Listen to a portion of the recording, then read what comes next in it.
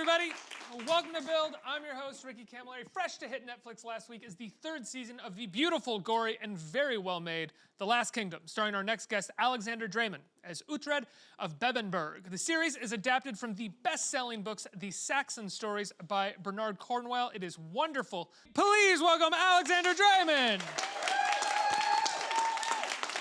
Hey, man. How you doing? I'm good. Thanks so much for being here. Congratulations on season 3. Thank you very much. How is it going into the third season, or having finished the third season? Do you feel like you really know this character now? This character is yours. I better. Yeah, I would hope. Yeah, Does it change, though? Do you find that the character changes per season? Like, oh, yeah. Yeah? Thank God he does. I mean, I'd be so bored if he didn't. That's the beauty of being able to portray a character for this long, I think, is that he has a journey. I'd be worried if he didn't. And now you have a showrunner who basically writes the majority of the episodes. After the first season, does he sort of get together with you and talk about where it's going, what you'd like to play or anything? we have a very good idea of where it's supposed to go because it is based on a series of books by Bernard Cornwell, and obviously we can't always stick to the books because it's a different medium, and sometimes I see moments in the books that I'm super excited about, and then we can't put it into action. Really, they get taught. It tossed happens. aside. Well, yeah. There's many reasons. First of all, we can't possibly fit everything in there. If you look at the beginning, the first episode, we see Uhtred as a boy, and played by Tom, who's a fabulous actor and who's going on to have a brilliant career. And I could have watched a whole season just as with Uhtred as a kid. And that time span is much longer in the books. Then you wouldn't have a job. I wouldn't have a job, no. Series. No. What worried you most about going into a series like this? Because as much as it's historical fiction, it is still historical. There's a lot to grapple with, and there's a lot that comes with making something entertaining for a current audience, but historically truthful. Well, I gotta say, I think I got let off easy because Uhtred is a fictional character. There was an Uhtred who lived about 200 years later, and he was a lord of Bebbanburg. He was an ancestor of Bernard Cornwell, who wrote the books. But Uhtred did not exist in the time of Alfred the Great. So isn't Uhtred, in the time of Alfred the Great, kind of a composite of like a lot of other different characters of that time, or is that incorrect? No, he's basically a medium. He's a medium. We see the story through his eyes. And I think it's done in a very smart way because Uhtred's philosophy and Asling for life, I like it. He's very open, even though he adheres to the old gods, to the Norse religions, and that's a recurring theme and the source of the feud between Alfred and Uhtred, but he has people who are Christians in his ranks. He doesn't limit himself. There are parts in the books that talk about slavery. He's very progressive in his ideas, and that makes the story, I think, a lot more accessible to modern day audiences. Because the main character himself is somewhat horrified by the ways of the world. He's a liberal. As much as you could be in this moment in time. Exactly, yeah. Now, it's so interesting. We have this woman here wearing a shirt for the show. We are in this, interesting age of television where The Last Kingdom exists for 3 seasons on BBC, then BBC Netflix, now Netflix, and it has probably a massive fan base in some ways. But I imagine you yourself as the actor were surprised when you started noticing that that it was a fan base, because it's not the same as it used to be 20 years ago, where if something had a fan base, everybody in the world knew about this thing. Well, there's so many shows out there now, and I think it is kind of a niche market. And I think that the fans we have are very loyal, and I'm proud of that. When did you start to notice that you had a following of loyal fans? I'm not really that present on the internet. I'm not on social media. I think I will be by the end of the week. But a lot of happy sounds at that. Yeah. But yeah, I don't follow that much what's going on, and so I hear from my fellow cast members what's up. And do you think that you'll be ever present on social media by the end of the week because of doing interviews and stuff, or are you going to be joining Twitter and Facebook or something? Well, I'm thinking of Instagram. Just it's purely to communicate with the fans. Shows out that it's Well, yeah, because I think it is.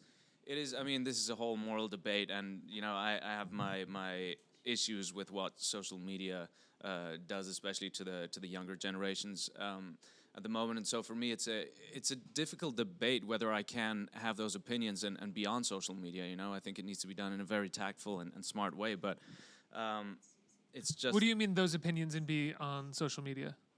No, whether I can have these opinions. Yeah. And have these opinions about social media and beyond. Myself, gotcha. Exactly. Yeah. And I think it's all about how you how you handle it, how you manage it.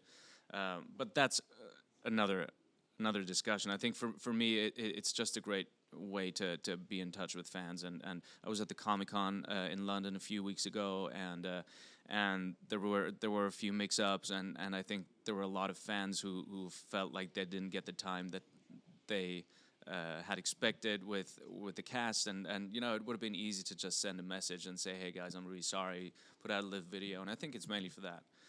Like that. Well, yeah, social media is a good tool, but like any other sort of tool in modern society, in moderation, Sure. it's at its best. Sure.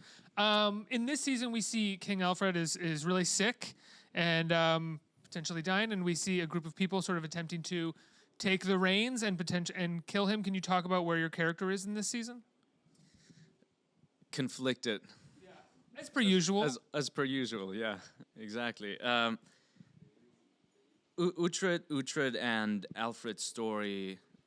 I've said this many times before. I feel it's a bromance. It's a love-hate relationship. They have a lot of respect for each other.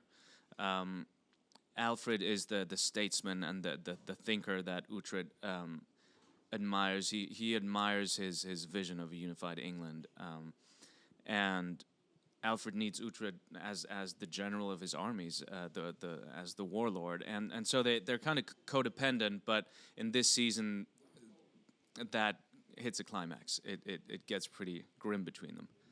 When in the season can we expect to see that? I think pretty early on. Pretty early on, yeah. Yeah. Can you talk to us about these two characters that we have in the first episode that we see in the trailer here? One is kind of a sorceress who has cast a curse on you. Yeah.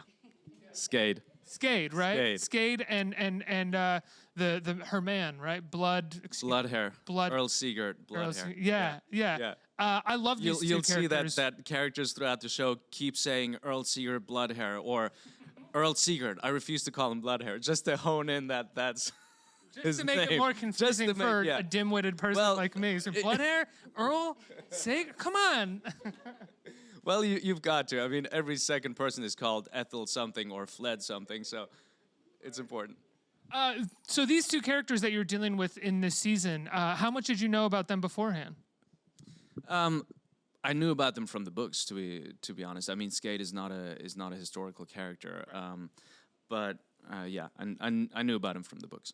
And had you talked to Steven, the showrunner, about these characters and where the storylines were going to go? It's kind of a surprise, to be honest. I mean, obviously, there's always discussion about where the scripts go, but within what's already written. You know. So there's a lot of battle scenes in the show. How do you guys generally prepare for battle? How long do those shoots take? We never have enough time for battles. I would imagine nobody has enough time to shoot anything. Exactly. It's like yeah. Even people with $400 million budgets say that. Yeah. So we don't have that. But I think we make it work. I think the challenge is to keep the battles interesting. There's shield wall after shield wall after shield wall. After a while, you kind of get the gist. How do you keep it interesting to audiences?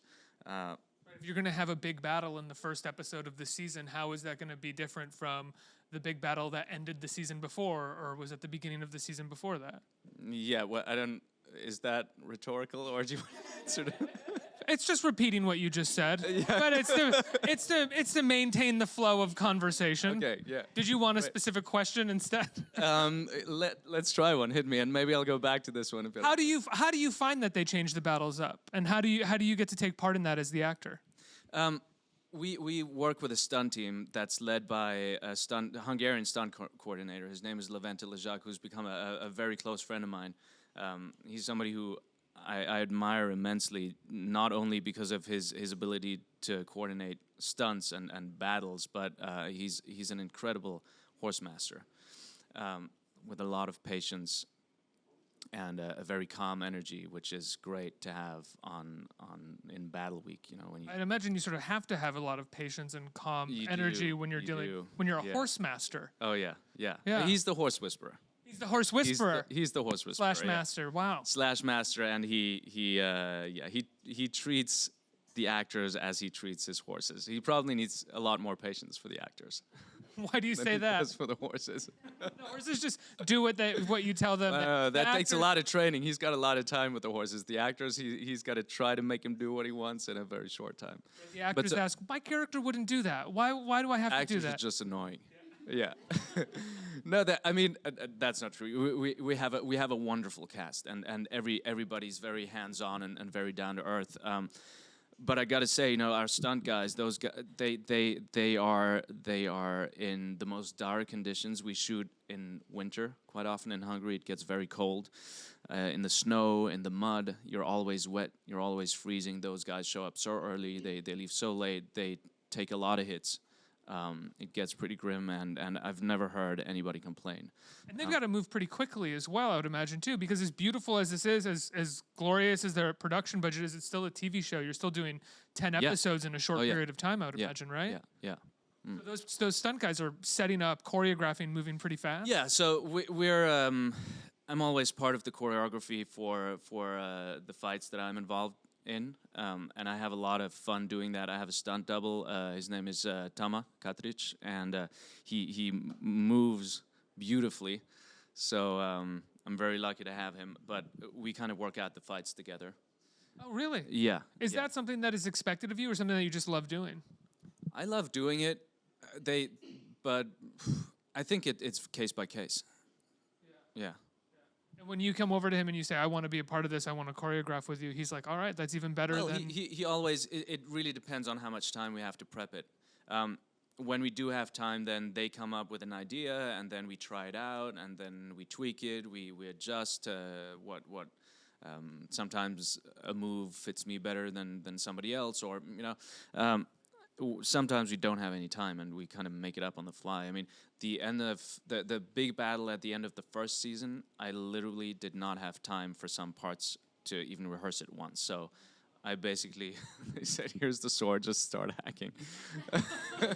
Anything close to an injury while doing that? Sure, yeah. Of course. Sure, yeah. So you've gotten injured while shooting the show? Not majorly. I mean, what's I'd say part of the norm. You do take risks, and it's part of it. But they handle the safety very well. Everybody's extremely careful, and we try to avoid that as much as possible. Yeah. Well, what's your favorite part of playing Uhtred? The people that I work with. Oh, really? Yeah, for sure. Yeah, the crew we have in Hungary is ace. And it's a beautiful atmosphere on set. I mean, it's like going out to play with your friends every day. You guys all have a lot of fun, and there's a lot of joking around and playing while you're out there. Yeah. Just because we get along so well. I mean, most of us have become friends outside of set, and we spend a lot of time together. So I'd imagine you're all sort of marooned in Hungary together. You have to find something to do when you're not on set, right? Yeah. But you know, there's always the friends that you hang out with because you don't have a choice. There's nobody else around, you know. You're looking at it right now for him, guys. That's not that. No, we meet up when we don't have to. Let's get some questions from our audience. Who has a question out here? Oh, right here. Hi. Hey. Thanks for being here, Alex. There's about 8 of us from the TLK TV group with Nice. Wendy that came here to form a shield wall for you. Oh yeah. Yeah. So, and I was Not also that one dangerous. You don't have I know. to. Okay. I was also one of the very few fans that got to meet you at London Comic Con. Flew in from Phoenix and very I remember. excited. I remember. Yes, yes, Yeah. along with I the was other very cast members. impressed by that. Yes, dedicated fan. My question is, how do you feel about your accent? I understand it has to be a distinct accent from the Danes and the Saxons. It's a completely made up accent. We made that Right. up with a dialect coach because we wanted. So Uhtred is you know, as you know, he's born a Saxon. Yeah. He's raised by Danes, and we really wanted him to have a distinct way of speaking that is neither Saxon nor. And we have Nordic actors who come in for like Scandinavian actors who come in for all the Danish roles, and we have British actors for the Saxon parts, and we wanted it to be separate. But is it exhausting to be in a different voice and talk with a different accent all day? No, because No? I just when I'm there, I just You just- kind of okay. stay in that. Yeah, Thank you. yeah. It is also because you can make it up. Is it somewhere close to an accent that you're comfortable with because you're making it up with them? It's kind of so the way we made it is it's a British base, but with sort of a European twist to it. So the Z's are sharp S's, the D's are a little bit sharper, like close to T's, and they're kind of minor changes, and then it's all in the rhythm and the melody, and at the beginning, no, it wasn't comfortable, but you know it's the 3rd season now, so I can kind of switch it on and off. Slip in and out. Yeah. Do you still carry it with you all day, whether you're shooting or not, just to maintain it, or do you find that you can slip in and out between takes? I can slip in and out between takes, but I remain close to it. So it's more like I'm also surrounded by Brits, so I speak with a more British accent, I think, while I'm there. Next question. Hey, Alexander. Hey. Nice to meet you. I just want to say I just finished episode 9 of season 3 last night. So Oh, yeah. excellent job Sweet. as expected. Thank you. Awesome season. My question is, the relationship between you and Sigrid is really interesting this season. You kind of never know where Uhtred's head is at until, I won't spoil it, but you know. Until basically- episode 9. Yeah, my question for you is, how far do Uhtred's ambitions go? Do you ever think that he grapples with the idea of seizing the crown for himself? You know, would he ever just go rogue and turn against everyone? Definitely, he definitely isn't after the crown. What he wants is to be Lord of Bebbanburg, but he's not interested in becoming a king. I think he doesn't want that responsibility. Yeah. Yeah. Kind of likes being the wing. He's having too second in much. command of Yeah, he's having too much fun. Exactly. Cool. Yeah. All right, thank you. You look in shape, man. You could be on our set. Oh, absolutely. He knows. That's what this is. Yeah. I'll pay for the ticket if you can get me an extra spot. Love to be in those battle scenes by your side. Oh, they're fun. They're fun. Yeah. Next question, right here. Hi. First of all, it's a rare thing because it's the only show my husband and I both enjoy watching together. Ooh, He's congratulations. back there wearing his Team Uhtred shirt. Nice. Okay. And with that in mind, I was wondering if my Christmas list is going to come true, and there is a season 4 on the way. There's been rumors on the internet. Well, look, it's there's nothing official, so Okay. to be honest, we don't know. We're certainly gearing up for it, and we're hoping for it. I'm optimistic about it. Yeah. Good. Yeah. Good. I think we have time for one more question before we wrap up. What do we got? Hi. Hey, thank you for coming to New York. What was it like working in Hungary? Can you describe in a little more detail the challenges and what months of the year are you actually there and how many months? So the challenges in Hungary are pretty much weather related. There's only 2 seasons in Hungary. There's summer and there's winter. So imagine you're shooting in summer, which we did in the 2nd season, and you're trying to get costume it's kind of an ongoing thing to try to get your costume as light as possible and as sort of cooling as possible, and then you end up with this big cleavage that is that is wonderfully cooling in summer, and then overnight it's winter, and you're still stuck with the cleavage.